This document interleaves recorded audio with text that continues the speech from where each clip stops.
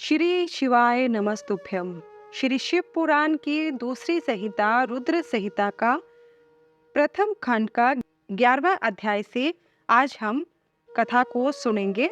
शिव पूजा की विधि और उसके फल के बारे में जानेंगे। ऋषि बोले, व्यास शिष्य महाभाग सूत जी, आपको नमस्कार है। आज आपने भगवान शिव की बड़ी अद्भुत एवं परम पावन कथा सुनाई है। दयानिधि ब्रह्मा और नारद जी के संवाद के अनुसार आप हमें शिव पूजन की वह विधि बताइए जिससे भगवान शिव संतुष्ट होते हैं। ब्राह्मण, क्षत्रिय, वैश्य और शूद्र सभी शिव की पूजा करते हैं। वह पूजन कैसे करना चाहिए? आपने व्यास जी के मुख से इस विषय को जिस प्रकार सुना हो वह बताइए।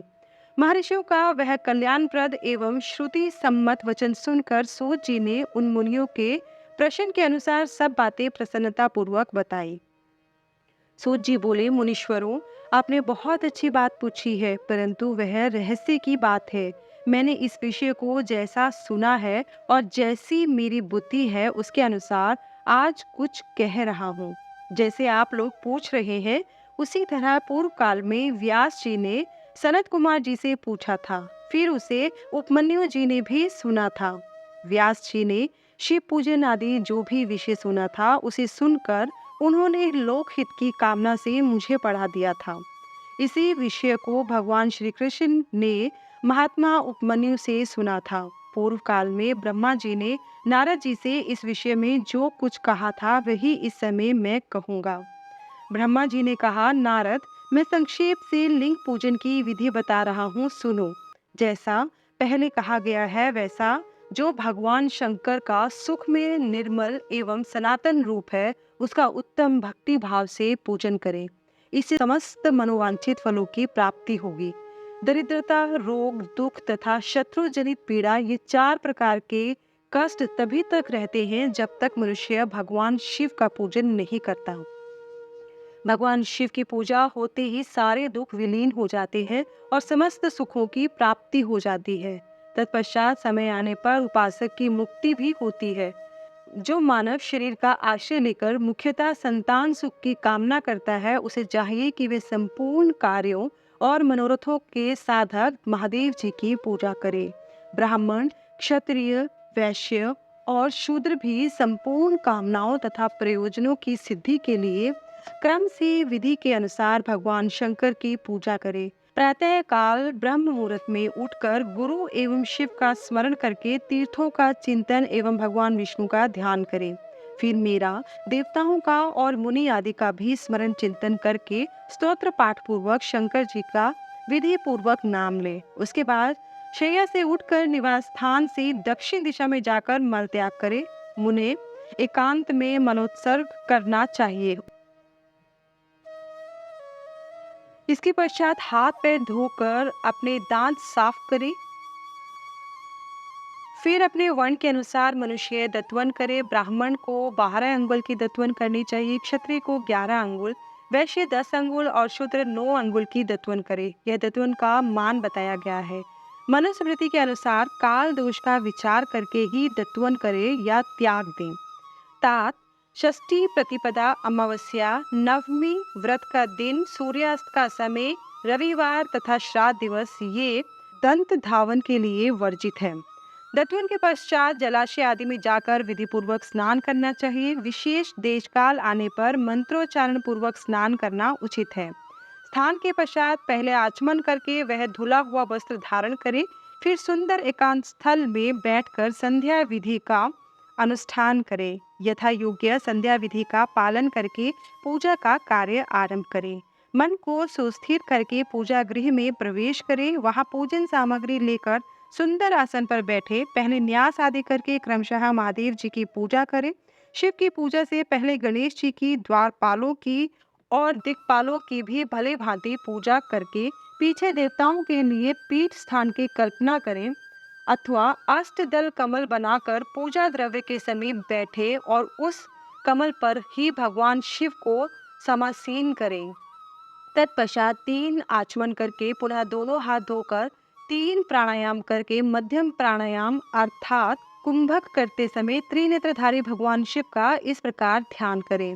उनके 5 मुख हैं, 10 भुजाएं हैं, शुद्ध स्फटिक के समान उज्जवल कांति है। सब प्रकार के आभूषण उनके श्रीअंगों को विभूषित करते हैं तथा वे व्याघ्र चर्म की चादर ओढ़े हुए हैं। इस तरह ध्यान करके यह भावना करे कि मुझे भी इनके समान ही रूप प्राप्त हो जाए।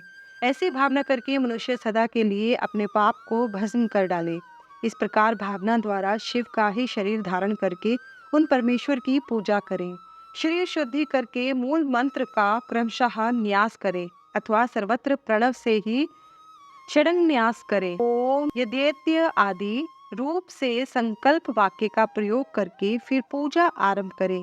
पाद्य, अर्घ्य और आचमन के लिए पात्रों को तैयार करके रखें। बुद्धिमान पुरुष विधि पूर्वक भिन्न भिन्न प्रकार के 9 कलश स्थापित करे। उन्हें कुशाओं से ढक कर रखे और कुशाओं से ही जल लेकर उन सब का प्रोक्षण करे। तत्पश्चात उन सभी पात्रों में शीतल जल डाले। फिर बुद्धिमान पुरुष देखभाल कर प्रणव मंत्र के द्वारा उनमें निम्नांकित द्रव्यों को डाले। खस और चंदन को पाद्य पात्र में रखे। चमेली की फूल, शीतल चीनी, कपूर, बड़की जड़ तथा तमाल, इन सबको यथोचित रूप से कूट पीसकर चूर्ण बना ले और आचमनीय के पात्र में डालें। इलायची और चंदन को तो सभी पात्रों में डालना चाहिए। देवादिदेव महादेव जी के पार्श्व भाग में नंदीश्वर का पूजन करें। गंध, धूप तथा भांति भांति के दीपों द्वारा शिव की पूजा करें। फिर लिंग शुद्धि करके मनुष्य प्रसन्नता पूर्वक मंत्र समूहों के आदि में प्रणव तथा अंत में नमः पद जोड़कर उनके द्वारा इष्ट देव के लिए यथोचित आसन की कल्पना करें। फिर प्रणव से पद्मासन की कल्पना करके यह भावना करें कि इस कमल का पूर्व दल साक्षात अणिमा नामक ऐश्वर्य रूप तथा अविनाशी है। दक्षिण दल लघिमा है, पश्चिम दल महिमा है, उत्तर दल प्राप्ति है, अग्नि कोण का दल प्राकाम्य है, नैऋत्य कोण का दल ईशित्व है, वायव्य कोण का दल वशित्व है, ईशान कोण का दल सर्वज्ञत्व है और उस कमल की कर्णिका को सोम कहा गया है। सोम के नीचे सूर्य है, सूर्य के नीचे अग्नि है और अग्नि के भी नीचे धर्म आदि का स्थान है। क्रमशः ऐसी कल्पना करने के पश्चात चारों दिशाओं में अव्यक्त महत्त्व, अहंकार और उनके विकारों की कल्पना करें। सोम के अंत में सत्व, रज और तम, इन तीनों गुणों की कल्पना करें। इसके बाद सद्यो जातम प्रपद्यामि इत्यादि मंत्र से परमेश्वर शिव का आवाहन करें। ओम वामदेवाय नमः इत्यादि वामदेव मंत्र से उन्हें आसन पर विराजमान करें। फिर ओम तत्पुरुषाय विद्महे इत्यादि रुद्र गायत्री द्वारा इष्ट देव का सानिध्य प्राप्त करके उन्हें अघोरेभ्योथ आदि अघोर मंत्र से वहां निरुद्ध करें। फिर ईशानः सर्व विद्या नाम इत्यादि मंत्र से आराध्य देव का पूजन करें। पाद्य और आचमनीय अर्पित करके अर्घ्य दें। तत्पश्चात गंध और चंदन मिश्रित जल से विधि पूर्वक रुद्रदेव को स्नान कराएं। फिर पंचगव्य निर्माण की विधि से 5 द्रव्यों को एक पात्र में लेकर प्रणव से ही अभिमंत्रित करके उन मिश्रित गव्य पदार्थों द्वारा भगवान को नहलाएं। तत्पश्चात पृथक पृथक दूध, दही, मधु, गन्ने के रस और घी से नहलाकर समस्त अभिष्टों के दाता और हितकारी पूज्य महादेव जी का प्रणव के उच्चारण पूर्वक पवित्र द्रव्यों द्वारा अभिषेक करें। पवित्र जल पात्रों में मंत्रोच्चारण पूर्वक जल डालें। डालने से पहले साधक श्वेत वस्त्र से उस जल को यथोचित रीति से छान ले। उस जल को तब तक दूर न करे जब तक ईष्ट देव को चंदन न चढ़ा ले। तब सुंदर अक्षतों द्वारा प्रसन्नता पूर्वक शंकर जी की पूजा करें। उनके ऊपर कुश, अपामार्क, कपूर, चमेली, चंपा, गुलाब, श्वेत, कनेर, बेला, कमल और उत्पल आदि भांति भांति के अपूर्व पुष्प एवं चंदन आदि चढ़ाकर पूजा करें। परमेश्वर शिव के ऊपर जल की धारा गिरती रहे, इसकी भी व्यवस्था करें। जल से भरे हुए भांति भांति के पात्रों द्वारा महेश्वर को नहलाएं। मंत्रोच्चारण पूर्वक पूजा करनी चाहिए, वह समस्त फलों को देने वाली होती है। तात, अब मैं तुम्हें समस्त मनोवांछित कामनाओं की सिद्धि के लिए उन पूजा संबंधी मंत्रों को भी संक्षेप में बता रहा हूँ। सावधानी के साथ सुनो। पावमान मंत्र से, वांग्मय इत्यादि मंत्र से, रुद्र मंत्र तथा नील रुद्र मंत्र से, सुंदर एवं शुभ पुरुष सूक्त से, श्री सूक्त से, सुंदर अथर्व शीर्ष के मंत्र से, आ नो भद्रा इत्यादि शांति मंत्र से, शांति संबंधी दूसरे मंत्रों से, भारोड़ मंत्र और अरुण मंत्रों से, अर्थाभिसाम तथा देवव्रत साम से अभित्वा इत्यादि रथंतर साम से, पुरुष सूक्त से, मृत्युंजय मंत्र से, पंचाक्षर मंत्र से पूजा करें। एक शस्त्र अथवा 101 जलधाराएं गिराने की व्यवस्था करें। यह सब वेद मार्ग से अथवा नाम मात्रों से करना चाहिए। तदनंतर भगवान शंकर के ऊपर चंदन और फूल आदि चढ़ाएं। प्रणव से ही मुखवास आदि अर्पित करें। इसके बाद जो स्फटिक मणि के समान निर्मल, निष्कल, अविनाशी, सर्वलोक कारण, सर्वलोकमेय परम देव हैं, जो ब्रह्मा, रुद्र, इंद्र और विष्णु आदि देवताओं की भी दृष्टि में नहीं आते, वेद वेता विद्वानों ने जिन्हें वेदांत में मन वाणी के अगोचर बताया है, जो आदि, मध्य और अंत से रहित तथा समस्त रोगियों के लिए औषध रूप है, जिनकी शिव तत्व के नाम से ख्याति है तथा जो शिवलिंग के रूप में प्रतिष्ठित हैं, उन भगवान शिव का शिवलिंग के मस्तक पर प्रणव मंत्र से ही पूजन करें। धूप, दीप, नैवेद्य, सुंदर तांबूल एवं सुरम्य आरती द्वारा यथोक्त विधि से पूजा करके स्तोत्रों तथा अन्य नाना प्रकार के मंत्रों द्वारा उन्हें नमस्कार करें। फिर अर्घ्य देकर भगवान के चरणों में फूल बिखेरे और साष्टांग प्रणाम करके देवेश्वर शिव की आराधना करें। फिर हाथ में फूल लेकर खड़ा हो जाए और दोनों हाथ जोड़कर निम्नांकित मंत्र से सर्वेश्वर शंकर की पुनः प्रार्थना करें। अज्ञानादि वा ज्ञानात् जप पूजादिकम मया कृतम तदस्तु सफलम कृपया तव शंकर। अर्थात कल्याणकारी शिव, मैंने अनजान में अथवा जानबूझकर जो जप पूजा आदि सत्कर्म किए हों, वे आपकी कृपा से सफल हो। इस प्रकार पढ़कर भगवान शिव के ऊपर प्रसन्नता पूर्वक फूल चढ़ाएं। स्वस्ति वाचन करके नाना प्रकार के आशी ही प्रार्थना करें। फिर शिव के ऊपर मार्जन करना चाहिए। मार्जन के बाद नमस्कार करके अपराध के लिए क्षमा प्रार्थना करते हुए पुनरागमन के लिए विसर्जन करना चाहिए। इसके बाद अद्या से आरंभ होने वाले मंत्र का उच्चारण करके नमस्कार करें। फिर संपूर्ण भाव से विभोर हो इस प्रकार प्रार्थना करें। शिवे भक्ति, शिवे भक्ति, शिवे भक्तिर भवे भवे, अन्यथा शरणम नास्ते त्वमेव शरणम मम।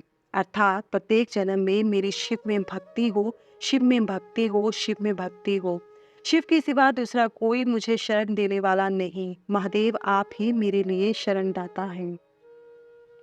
इस प्रकार प्रार्थना करके संपूर्ण सिद्धियों के दाता देवेश्वर शिव का पराभक्ति के द्वारा पूजन करें। विशेषतः गले की आवाज से भगवान को संतुष्ट करें। फिर सपरिवार नमस्कार करके अनुपम प्रसन्नता का अनुभव करते हुए समस्त लौकिक कार्य सुख पूर्वक करता रहे।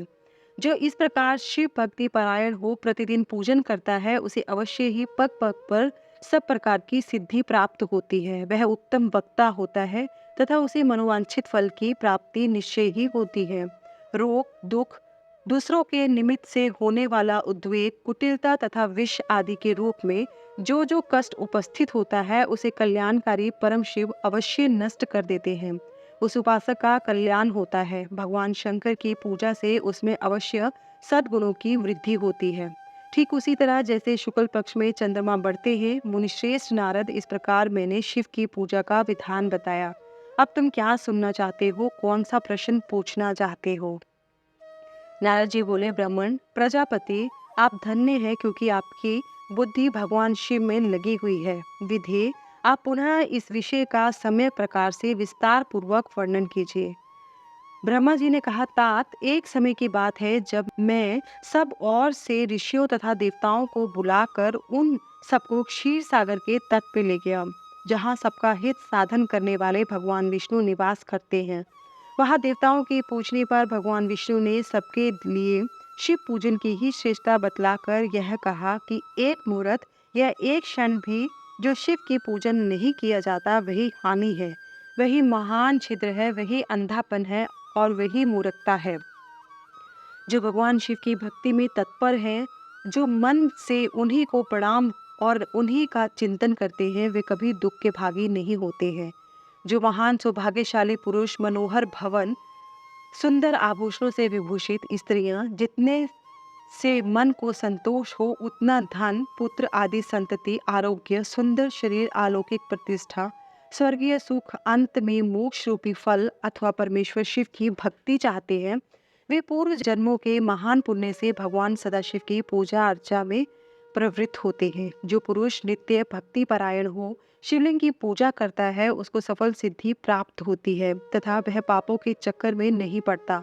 भगवान के इस प्रकार उपदेश देने पर देवताओं ने उन श्रीहरि को प्रणाम किया और मनुष्य की समस्त कामनाओं की पूर्ति के लिए उनसे शिवलिंग देने के लिए प्रार्थना की। मुनिश्रेष्ठ उस प्रार्थना को सुनकर जीवों के उद्धार में तत्पर रहने वाले भगवान विष्णु ने विश्वकर्मा को बुलाकर कहा, विश्वकर्मन, तुम मेरी आज्ञा से संपूर्ण देवताओं को सुंदर शिवलिंग का निर्माण करके दो।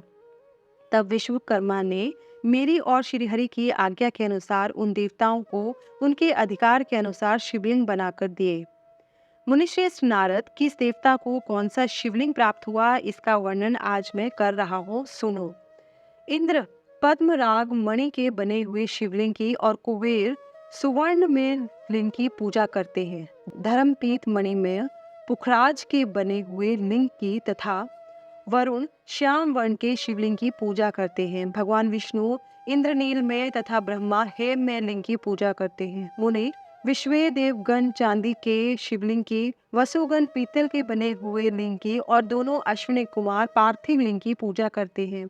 लक्ष्मी देवी स्फटिक में लिंग की और आदित्य गण ताम्र में लिंग की, राजा सोम मोती के बने हुए लिंग की तथा अग्निदेव वज्र अर्थात हीरे के बने हुए शिवलिंग की उपासना करते हैं। श्रेष्ठ ब्राह्मण और उनकी पत्नियां मिट्टी के बने हुए शिवलिंग का, मयस और चंदन निर्मित लिंग का तथा नागगण मूंगे के बने हुए शिवलिंग का आदर पूर्वक पूजन करते हैं। देवी मक्खन के बने हुए लिंग के, योगी जन भस्म में शिवलिंग की, यक्षगण दधि निर्मित शिवलिंग की, छाया देवी आटे के बने हुए शिवलिंग और ब्रह्म पत्नी रतन में शिवलिंग की निश्चित रूप से पूजा करती है।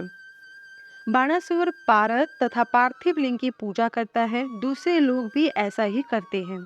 ऐसे ऐसे शिवलिंग बनाकर विश्वकर्मा ने विभिन्न लोगों को दिए तथा वे सब देवता और ऋषि उन शिवलिंगों की पूजा करते हैं। भगवान विष्णु ने इस तरह देवताओं को उनके हित की कामना से शिवलिंग देकर उनसे तथा मुझ ब्रह्मा से पिनाक पाणी महादेव के पूजन की विधि भी बताई। पूजन विधि संबंधी उनके वचनों को सुनकर देव शिरोमणियों सहित मैं ब्रह्मा हृदय में हर्ष लिए अपने धाम में आ गया। मुने, वहां आकर मैंने समस्त देवताओं और ऋषियों को शिव पूजा की उत्तम विधि बताई, जो संपूर्ण अभिष्ट वस्तुओं को देने वाली है। उस समय मुझे ब्रह्मा ने कहा, देवताओं सहित समस्त ऋषियों, तुम प्रेम परायण होकर सुनो। मैं प्रसन्नता पूर्वक तुमसे शिव पूजन की उस विधि का वर्णन करता हूँ, जो भोग और मोक्ष देने वाली है। देवताओं और मुनीश्वरों, समस्त जंतुओं में मनुष्य जन्म प्राप्त करना प्राय दुर्लभ है। उसमें भी उत्तम कुल में जन्म तो और भी दुर्लभ है। उत्तम कुल में भी आचारवान ब्राह्मणों के यहाँ उत्तम होना उत्तम परायण से ही संभव है। यदि वैसा जन्म सुलभ हो जाए तो भगवान शिव के संतोष के लिए उस उत्तम कर्म का अनुष्ठान करे, जो अपने वर्ण और आश्रम के लिए या शास्त्रों द्वारा प्रतिपादित है। जिस जाति के लिए जो कर्म बताया गया है उसका उल्लंघन न करे, जितनी संपत्ति हो उसके अनुसार ही दान करे। कर्म में शास्त्रों यज्ञों से तपो यज्ञ बढ़कर है। कर्म में शास्त्रों यज्ञों से तपो यज्ञ बढ़कर है। शास्त्रों तपो यज्ञों से जप यज्ञ का महत्व अधिक है। ध्यान यज्ञ से बढ़कर कोई वस्तु नहीं है। ध्यान ज्ञान का साधन है, क्योंकि योगी ध्यान के द्वारा अपने इष्ट देव समरस शिव का साक्षात्कार करता है। ध्यान यज्ञ में तत्पर रहने वाले उपासक के लिए भगवान शिव सदा ही सन्निहित हैं। जो विज्ञान से संपन्न है, उन पुरुषों की शुद्धि के लिए किसी प्रायश्चित आदि की आवश्यकता नहीं है। मनुष्य को जब तक ज्ञान की प्राप्ति न हो तब तक वह विश्वास दिलाने के लिए कर्म से ही भगवान शिव की आराधना करे। जगत के लोगों को एक ही परमात्मा अनेक रूपों में अभिव्यक्त हो रहा है। एकमात्र भगवान सूर्य एक स्थान में रहकर भी जलाशय आदि विभिन्न वस्तुओं में अनेक से दिखते हैं। देवताओं, संसार में जो जो सत या असत वस्तु देखी या सुनी जाती है, वह सब परब्रह्म शिवरूप ही है, ऐसा समझो। जब तक तत्व ज्ञान न हो जाए तब तक प्रतिमा की पूजा आवश्यक है। ज्ञान के अभाव में भी जो प्रतिमा पूजन की अवहेलना करता है उसका पतन निश्चित है। इसलिए ब्राह्मणों, यह यथार्थ बात सुनो। अपनी जाति के लिए जो कर्म बताया गया है उसका प्रयत्न पूर्वक पालन करना चाहिए। जहाँ जहाँ यथावत भक्ति हो उस आराध्य देव का पूजन आदि अवश्य करना चाहिए, क्योंकि पूजन और दान आदि के बिना पातक दूर नहीं होते। जैसे मैले कपड़े में रंग बहुत अच्छा नहीं चढ़ता, किंतु जब उसको धोकर स्वच्छ कर लिया जाता है तब उस पर रंग अच्छी तरह चढ़ते हैं। उसी प्रकार देवताओं की भली भांति पूजा से जब त्रिविध शरीर पूर्णतः निर्मल हो जाता है तभी उस पर ज्ञान का रंग चढ़ता है और तभी विज्ञान का प्राकट्य होता है। जब विज्ञान हो जाता है तब भेदभाव की निवृत्ति हो जाती है। भेद की संपूर्णता निवृत्ति हो जाने पर द्वंद्व दुख दूर हो जाते हैं और द्वंद्व दुख से रहित पुरुष शिवरूप हो जाता है। मनुष्य जब तक गृहस्थ आश्रम में रहे तब तक पांचों देवताओं की तथा उनमें श्रेष्ठ भगवान शंकर की प्रतिमा का उत्तम प्रेम के साथ पूजन करे, अथवा जो सबके एकमात्र मूल हैं उन भगवान शिव की ही पूजा सबसे बढ़कर है, क्योंकि मूल के सींचे जाने पर शाखा स्थानीय संपूर्ण देवता स्वतः तृप्त हो जाते हैं। अतः जो संपूर्ण मनोवांछित फलों को पाना चाहता है वह अपने अभीष्ट की सिद्धि के लिए समस्त प्राणियों के हित में तत्पर रहकर लोक कल्याणकारी भगवान शंकर का पूजन करे। ब्रह्मा जी कहते हैं, अब मैं पूजा की सर्वोत्तम विधि बता रहा हूँ जो समस्त अभीष्ट और सुखों को सुलभ कराने वाली है। देवताओं और ऋषियों, तुम ध्यान देकर सुनो। उपासक को चाहिए कि वह ब्रह्म मुहूर्त में शयन से उठकर जगदम्बा पार्वती सहित भगवान शिव का स्मरण करे तथा हाथ जोड़ मस्तक झुकाकर भक्ति पूर्वक उनसे प्रार्थना करे। देवेश्वर उठिए उठिए, मेरे हृदय मंदिर में शयन करने वाले देवता उठिए। उमाकांत उठिए, ब्रह्मांड में सबका मंगल कीजिए। मैं धर्म को जानता हूँ किंतु उसमें प्रवृत्ति नहीं होती। मैं अधर्म को जानता हूँ परंतु मैं उससे दूर नहीं हो पाता। महादेव, आप मेरे हृदय में स्थित होकर मुझे जैसी प्रेरणा देते हैं वैसा ही मैं करता हूँ। इस प्रकार भक्ति पूर्वक कहकर और गुरुदेव की चरण पादुकाओं का स्मरण करके गांव से बाहर दक्षिण दिशा में मलमूत्र का त्याग करने के लिए जाएं। मल त्याग करने के बाद मिट्टी और जल से धोने के द्वारा शरीर की शुद्धि करके दोनों हाथों और पैरों को धोकर दत्वन करें। सूर्योदय होने से पहले ही दत्वन करके मुंह को 16 बार जल के अंजलियों से धोएं। देवताओं तथा ऋषियों, षष्ठी, प्रतिपदा, अमावस्या और नवमी तिथि तथा रविवार के दिन शिव भक्त को यत्न पूर्वक दत्वन को त्याग देना चाहिए। अवकाश के अनुसार नदी आदि में जाकर अथवा घर में ही भली भांति स्नान करें। मनुष्य को देश और काल के विरुद्ध स्नान नहीं करना चाहिए। रविवार, श्राद्ध, संक्रांति, ग्रहण, महादान, तीर्थ, उपवास दिवस अथवा अशौच प्राप्त होने पर मनुष्य गर्म जल से स्नान न करे। शिव भक्त मनुष्य तीर्थ आदि में प्रवाह के सम्मुख होकर स्नान करे। जो नहाने के पहले तेल लगाना चाहे उसे विहित एवं निषिद्ध दिनों का विचार करके ही तैल्याङ्ग करना चाहिए। जो प्रतिदिन नियम पूर्वक तेल लगाता हो उसके लिए किसी दिन भी तैल्याङ्ग दूषित नहीं है, अथवा जो तेल इत्र आदि से वासित हो उसका लगाना किसी दिन भी दूषित नहीं है। सरसों का तेल ग्रहण को छोड़कर दूसरे किसी भी दिन दूषित नहीं होता। इस तरह देश काल का विचार करके ही विधि पूर्वक स्नान करें। स्नान के समय अपने मुख को उत्तर अथवा पूर्व की ओर रखना चाहिए। उच्छिष्ट वस्त्र का उपयोग कभी न करें। शुद्ध वस्त्र से इष्ट देव के स्मरण पूर्वक स्नान करें। जिस वस्त्र को दूसरे ने धारण किया हो अथवा जो दूसरों के पहनने की वस्तु हो तथा जिसे स्वयं रात में धारण किया गया हो वह वस्त्र उच्छिष्ट कहलाता है। उससे तभी स्नान किया जा सकता है जब उसे धो लिया गया हो। स्नान के पश्चात देवताओं, ऋषियों तथा पितरों की तृप्ति देने वाला स्नानांग तर्पण करना चाहिए। उसके बाद धुला हुआ वस्त्र पहने और आचमन करें। द्विजोत्तमों तदनंतर गोबर आदि से लीप पोत कर स्वच्छ किए हुए शुद्ध स्थान में जाकर वहां सुंदर आसन की व्यवस्था करें। वह आसन विशुद्ध काष्ठ का बना हुआ, पूरा फैला हुआ तथा विचित्र होना चाहिए। ऐसा आसन संपूर्ण अभीष्ट तथा फलों को देने वाला है। उसके ऊपर बिछाने के लिए यथा योग्य मृग चर्म आदि ग्रहण करें। शुद्ध बुद्धि वाला पुरुष उस आसन पर बैठकर भस्म से त्रिपुंड लगाए त्रिपुंड से जप तप तथा दान सफल होता है। भस्म के अभाव में त्रिपुंड का साधन जल आदि बताया गया है।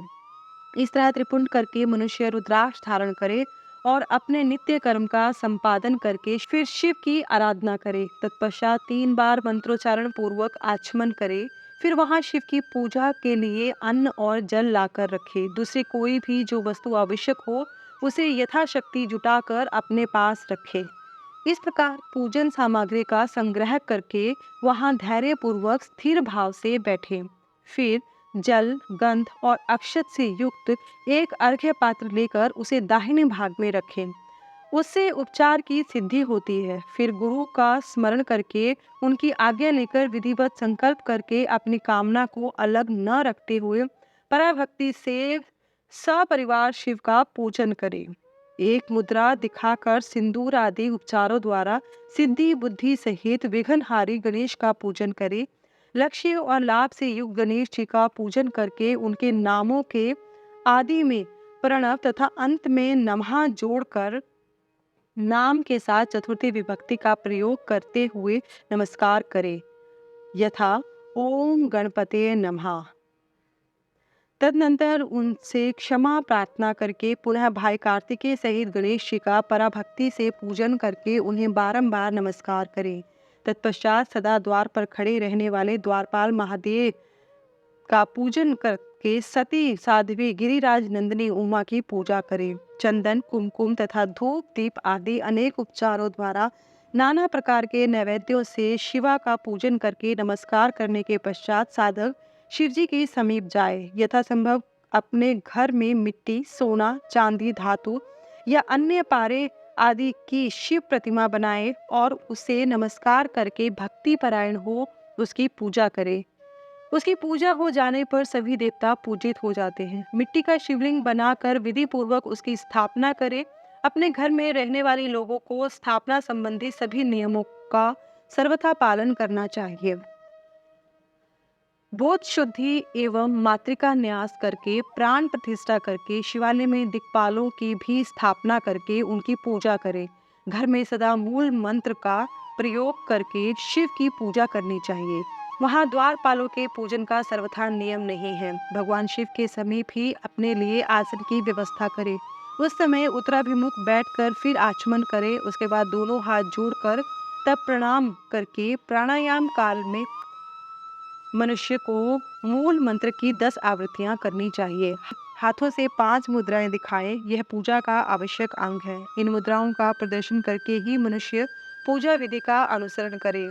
तदनंतर वहां दीप निवेदन करके गुरु को नमस्कार करे और पद्मासन या भद्रासन बांध कर बैठे अथवा उत्ताना आसन या पर्यकासन का आश्रय लेकर सुखपूर्वक बैठे और पुनः पूजन का प्रयोग करे। फिर अर्घ्य पात्र से उत्तम शिवलिंग का प्रक्षालन करें। मन को भगवान शिव से अन्यत्र न ले जाकर पूर्व पूजा सामग्री को अपने पास रखकर निम्नांकित मंत्र समूह से महादेव जी का आवाहन करें।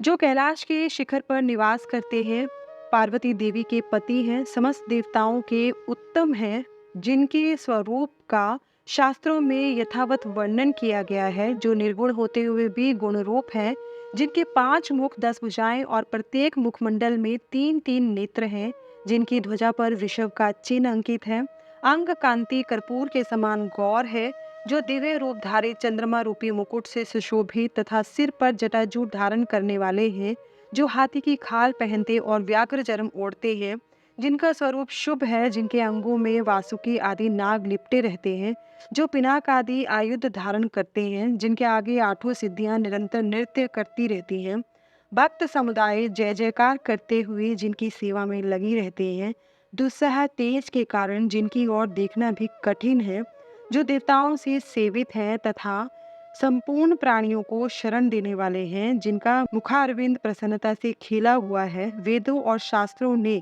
जिनकी महिमा का यथावत गान किया है, विष्णु और ब्रह्मा भी सदा जिनकी स्तुति करते हैं तथा जो परमानंद स्वरूप हैं, उन भक्त वत्सल शंभु शिव का मैं आवाहन करता हूँ। इस प्रकार सांब शिव का ध्यान करके उनके लिए आसन दे। चतुर्थ्यंत पद से ही क्रमशः सब कुछ अर्पित करें। यथा सांबाय सदाशिव नमः आसनम समर्पयामि इत्यादि। आसन के पश्चात भगवान शंकर को पाद्य और अर्घ्य दे। फिर परमात्मा शंभु को आचमन कराकर पंचामृत संबंधी द्रव्यों द्वारा प्रसन्नता पूर्वक शंकर को स्नान कराएं। वेद मंत्रों अथवा समंत्रक चतुर्यंत नाम पदों का उच्चारण करके भक्ति पूर्वक यथा योग्य समस्त द्रव्य भगवान को अर्पित करें। अभीष्ट द्रव्य को शंकर के ऊपर चढ़ाएं। फिर भगवान शिव को वारुण स्नान कराएं। स्नान के पश्चात उनके श्रीअंगों में सुगंधित चंदन तथा अन्य द्रव्यों का यत्न पूर्वक लेप करें। फिर सुगंधित जल से ही उनके ऊपर जल धारा गिराकर अभिषेक करें। वेद मंत्रों षडंगों तथा शिव के 11 नामों द्वारा यथावकाश जल धारा चढ़ाकर वस्त्र से शिवलिंग को अच्छी तरह पोंछे। फिर आचमनार्थ जल दे और वस्त्र समर्पित करें। नाना प्रकार के मंत्र द्वारा भगवान शिव को तिल, जौ, गेहूं, मूंग और उड़द अर्पित करें।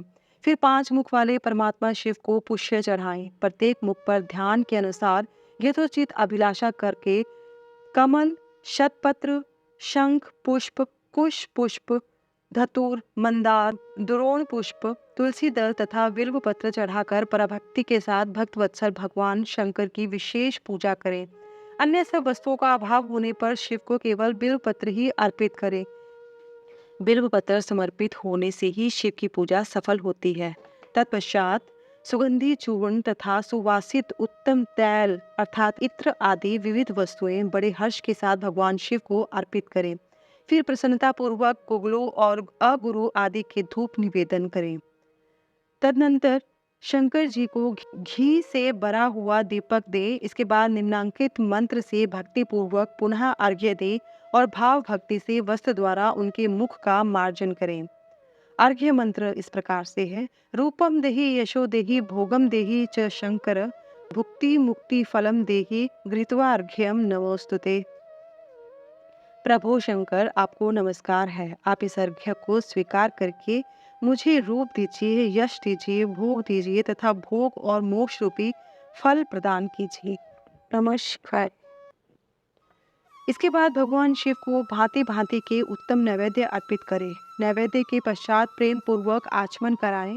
तदनंतर सांगोपांग तांबूल बनाकर शिव को समर्पित करें। फिर 5 बत्ती की आरती बनाकर भगवान को दिखाएं। उसकी संख्या इस प्रकार है। पैरों में 4 बार, नाभि मंडल के सामने 2 बार, मुख के समक्ष 1 तथा संपूर्ण अंगों में 7 बार आरती दिखाएं। तत्पश्चात नाना प्रकार के स्तोत्रों द्वारा प्रेम पूर्वक भगवान वृषभ ध्वज की स्तुति करें। तदनंतर धीरे धीरे शिव की परिक्रमा करें। परिक्रमा के बाद भक्त पुरुष साष्टांग प्रणाम करे और निम्नांकित मंत्र से भक्ति पूर्वक पुष्पांजलि दें। पुष्पांजलि मंत्र इस प्रकार से है, आप स्क्रीन में देख सकते हैं। इसका अर्थ है, हे शंकर, मैंने अज्ञान से या जानबूझकर जो पूजन आदि क्रिया किया है वह आपकी कृपा से सफल हो। मृड, मैं आपका हूँ, मेरे प्राण सदा आप में लगे हुए हैं, मेरा चित्त सदा आपका ही चिंतन करता है।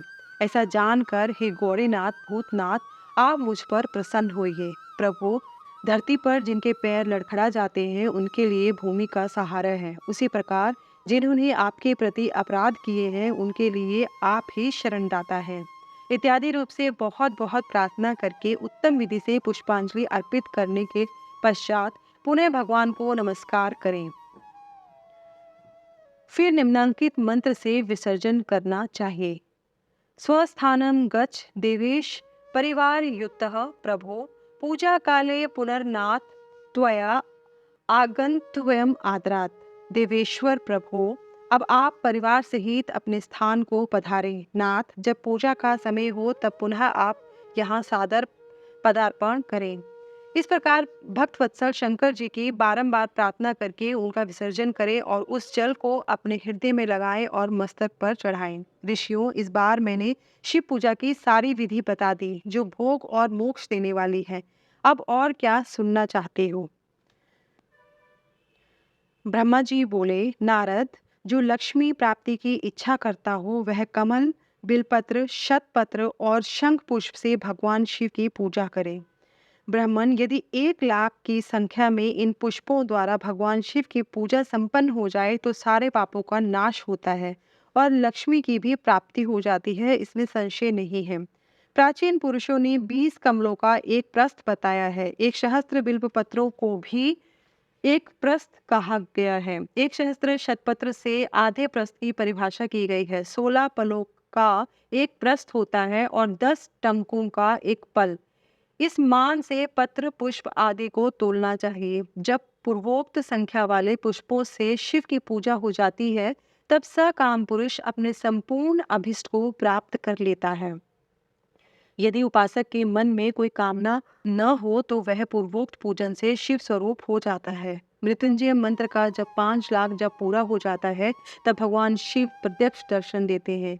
1 लाख के जप से शरीर की शुद्धि होती है। दूसरे लाख के जप से पूर्व जन्म की बातों का स्मरण होता है। तीसरे लाख पूर्ण होने पर संपूर्ण काम्य वस्तुएं प्राप्त होती हैं। चौथे लाख का जप होने पर स्वप्न में भगवान शिव का दर्शन होता है और 5वें लाख का जप ज्यों ही पूरा होता है, भगवान शिव उपासक के सम्मुख तत्काल प्रकट हो जाते हैं।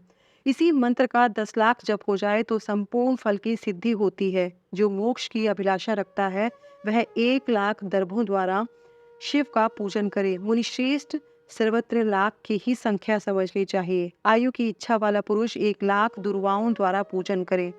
जिसे पुत्र की अभिलाषा हो वह धतूरे के 1 लाख फूलों से पूजा करे। लाल डंठल वाला धतूरा पूजन में शुभदायक माना गया है। अगस्त्य के 1 लाख फूलों से पूजा करने वाले पुरुष को महान यश की प्राप्ति होती है। यदि तुलसी दल से शिव की पूजा करे तो उपासक को भोग और मोक्ष दोनों सुलभ होते हैं।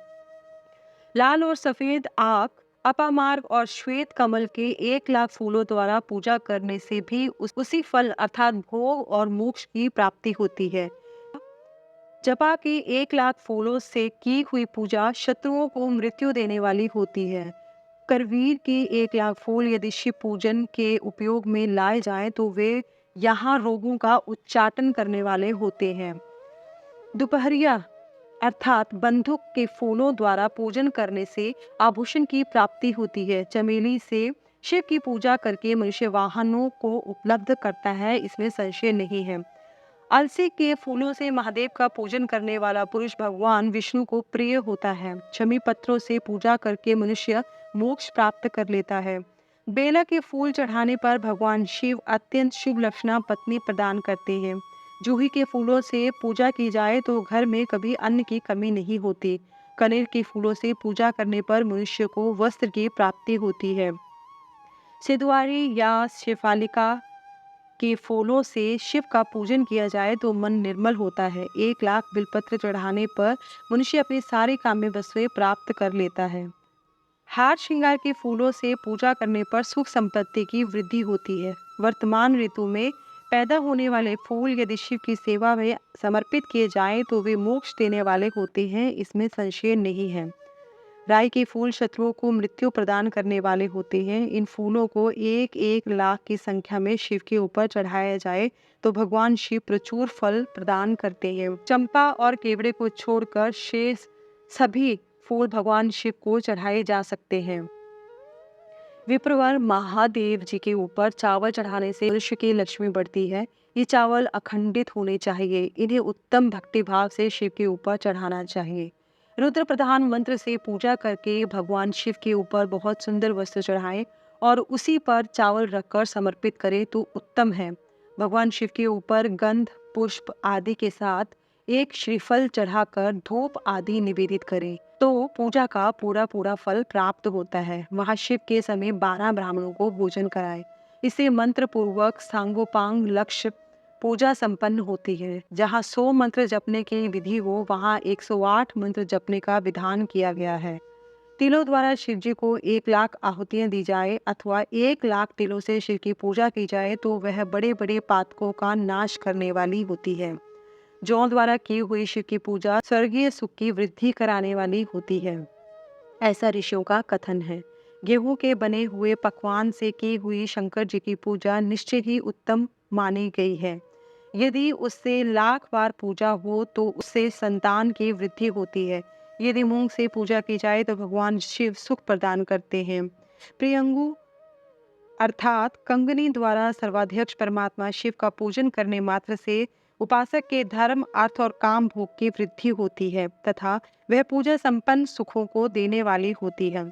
अरहर के पत्तों से श्रृंगार करके भगवान शिव की पूजा करें। यह पूजा नाना प्रकार के सुखों और संपूर्ण फलों को देने वाली है। मुनिश्रेष्ठ, अब फूलों की लक्ष्य संख्या का तोल बताया जा रहा है, प्रसन्नता पूर्वक सुनो। सूक्ष्म मान का प्रदर्शन करने वाले व्यास जी एक प्रस्थ शंख पुष्प को 1 लाख बताया है। 11 प्रस्थ चमेली के फूल हो तो वही 1 लाख फूलों का मान कहा गया है। जूही के 1 लाख फूलों का भी वही मान है। राई के 1 लाख फूलों का मान 5.5 प्रस्थ है। उपासक को चाहिए कि वह निष्काम होकर मोक्ष के लिए भगवान शिव की पूजा करे। भक्ति भाव से विधि पूर्वक शिव की पूजा करके भक्तों को पीछे जलधारा समर्पित करनी चाहिए। ज्वर में जो मनुष्य प्रलाप करने लगता है उसकी शांति के लिए जलधारा शुभ कारक बताई गई है।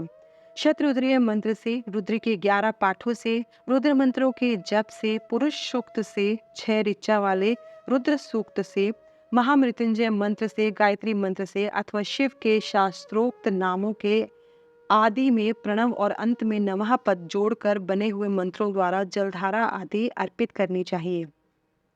सुख और संतान की वृद्धि के लिए जलधारा द्वारा पूजन उत्तम बताया गया है। उत्तम भस्म धारण करके उपासक को प्रेम पूर्वक नाना प्रकार के शुभ एवं दिव्य द्रव्य द्वारा शिव की पूजा करनी चाहिए। शिव पर उनके शास्त्र नाम मंत्रों से घी की धारा चढ़ानी चाहिए। ऐसा करने पर वंश का विस्तार होता है, इसमें संशय नहीं है। इसी प्रकार यदि 10,000 मंत्रों द्वारा शिव की पूजा की जाए तो प्रमेह रोग की शांति होती है और उपासक को मनोवांछित फल की प्राप्ति होती है। यदि कोई नपुंसकता को प्राप्त हो तो वह घी से शिवजी की भलीभांति पूजा करे तथा ब्राह्मणों को भोजन कराए। साथ ही उसके लिए मुनीश्वरों ने प्राजापत्य व्रत का भी विधान किया है। यदि बुद्धि जड़ हो जाए तो उस अवस्था में पूजक को केवल शर्करा मिश्रित दूध की धारा चढ़ानी चाहिए। ऐसा करने पर उसे बृहस्पति के समान उत्तम बुद्धि प्राप्त होती है। जब तक 10,000 मंत्रों का जप पूरा न हो जाए तब तक पूर्वोक्त दूत धारा द्वारा भगवान शिव का उत्कृष्ट पूजन करते रहना चाहिए। जब तन मन में अकारण ही उच्चाटन होने लगे, जी उचट जाए, कहीं भी प्रेम न रहे, दुख बढ़ जाए और अपने घर में सदा कलह रहने लगे, तब पूर्वोक्त रूप से दूध की धारा चढ़ाने से सारा दुख नष्ट हो जाता है। सुवासित तेल से पूजा करने पर भोगों की वृद्धि होती है। यदि मधु से शिव की पूजा की जाए तो राजयक्ष्मा का रोग दूर हो जाता है। यदि शिव पर ईख के रस का धारा चढ़ाई जाए तो वह भी संपूर्ण आनंद की प्राप्ति कराने वाली होती है। गंगा जल की धारा तो भोग और मोक्ष दोनों फलों को देने वाली है। ये सब जो धाराएं बताई गई हैं, इन सबको मृत्युंजय मंत्र से चढ़ाना चाहिए। उसमें भी उक्त मंत्र का विधानतः 10,000 जप करना चाहिए और 11 ब्राह्मणों को भोजन कराना चाहिए।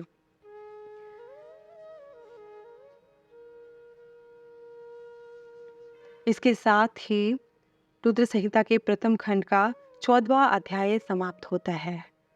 ओम नमः शिवाय।